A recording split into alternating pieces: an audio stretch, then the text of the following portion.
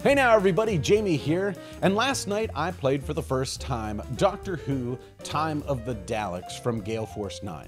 Now, the story of this board game is that the Daleks, the big trash can dudes with the plunger hanging out the front, they have gone through time. They've gone back in time, and their goal is to try to erase the Doctor from existence. That's their big plot. And the Doctors from all different time periods have gotten together, and they're trying to get to Gallifrey first to stop the Daleks from doing this. If the Daleks get there first, they succeed, and everybody loses the game.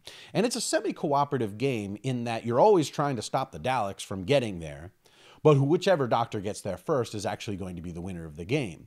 Now, you can kind of play it mostly co-op, but whoever wins, wins, or you can play more competitively if you so choose. It's a dice-rolling game where you're going through time and jumping to different planets, and there's dilemmas on those planets, and you have to roll a bunch of dice and try to get a bunch of icons. And you have, equipment and companions and all sorts of stuff that you can do to manipulate those dice to get the results that you're looking for. And you're just trying to get around the time track to Gallifrey first. Now, everybody knows that, I don't know that everybody knows, but a lot of people know, particularly Doctor Who fans who also love board games, know that there hasn't yet been a Doctor Who board game that is worth a damn. They just haven't been that great. I mean, the Martin Wallace card game was okay, but it really wasn't right. I gotta say, right now, that Gale Force 9 putting together Time of the Daleks, this game hits the nail squarely on the head as a Doctor Who board game. Thematically, it is fantastic. Now, I myself am not a huge Doctor Who fan. I've watched plenty of episodes. I know a lot of stuff about the Doctor Who world, but I'm not like a super fan.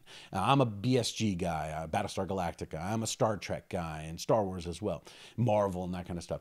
But Doctor Who isn't at the top of my list, but I still like it. So I really enjoyed this game. But I played this game with a huge, huge Doctor Who fan who knows everything, my buddy Mike. And while we were playing this game, he every time somebody would go to a planet and they draw a planet tile and put it down, he'd go, ah, like I could see it. He recognized it. He knew what happens there. A dilemma was turned over and he's like, oh, it's those guys. Uh-oh.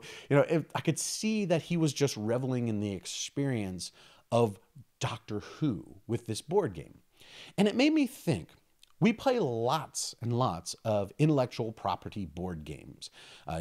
Fantasy Flight has gone crazy with it. Doom and Fallout and Civilization and Star Wars and just all kinds of stuff. They had Warhammer 40,000 for a while, and not anymore, unfortunately. But there's so many of these games, tons of them out there. And some of them just fall so short of what they're trying to achieve from a thematic standpoint. But maybe they're not. Maybe they're trying to achieve something different than what Gale Force 9 is trying to achieve. So thinking about the two different ways that companies can possibly approach an intellectual property board game would be, okay, one of them, Gale Force 9, is trying to make a good game, a great game that plays well, but they're trying to really cater to the theme. They're trying to pay homage to everything in that theme to make a fan of Doctor Who or Star Trek or, Homeland and Sons of Anarchy, Spartacus. Fans of those shows to really experience what the show is like, or the movie, or the whatever it is. And then the other side of the coin, which I believe Fantasy Flight typically falls on this side, is that they try to make the best board game they can possible and try to integrate just enough of the intellectual property to sate the need or to just be respectful of the overall topic, And both of them are great because obviously you want the best board game possible. I mean, we're board gamers. We want board game first and theme second, I guess, is what a lot of people would think. I don't actually think that way.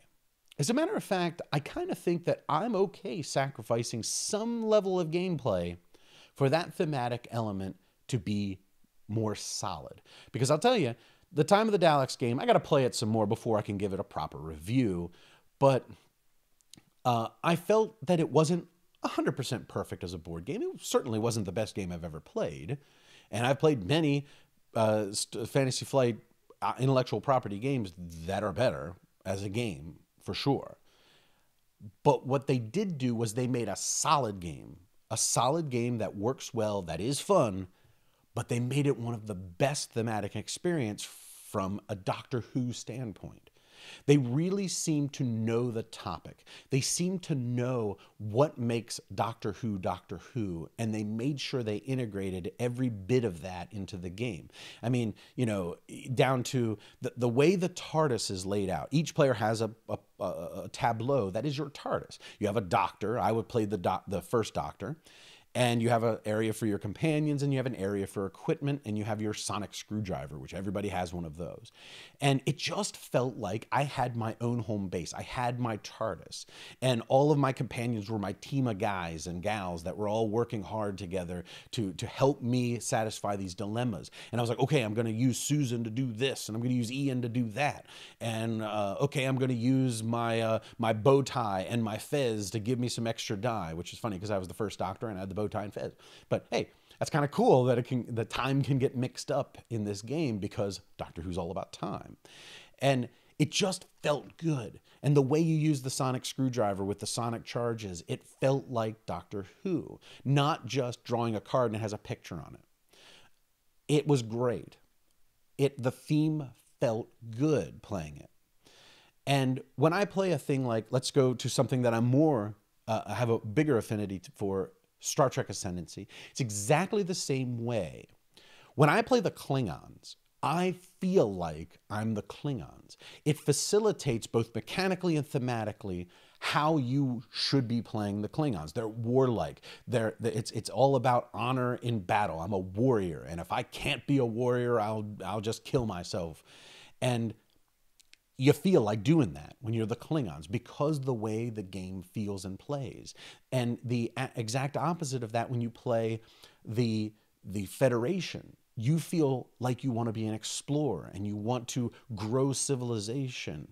And when you play that, I, as a Star Trek fan, want to play that way because I'm playing the Federation and the game facilitates me doing that. It's just a terrific concept how they roll these games out thematically. It feels good. I draw a card on a planet and it's an episode that I know. City on the Edge of Forever. I'm doing that episode on this planet now. And every one of those cards, I was like, oh, that one. Oh, there it is. Like, it just felt so good in a way that I don't feel good in a lot of other intellectual property games. Battlestar Galactica is my absolute number one. The new Battlestar Galactica is my number one movie, television show, book, anything, entertainment. Battlestar Galactica. I've watched the series from beginning to end 8, 9, 10 times. I don't even know how many times. I love it. But the Battlestar Galactica, the board game, does not give me what I want from Battlestar Galactica. Granted, there is hidden traitors. It makes sense because the Cylons are these hidden insurgents. They look human and you don't know who's human and who's Cylon and you're distrustful of everybody. It's got that. But everything else about the game is just pictures. When I play Gaius Baltar, I'm just a guy that looks like Gaius Baltar. I'm playing the game. You know, I don't feel like how I feel when I'm playing the Klingons. I don't feel like I'm playing the 12th Doctor in Doctor Who. I'm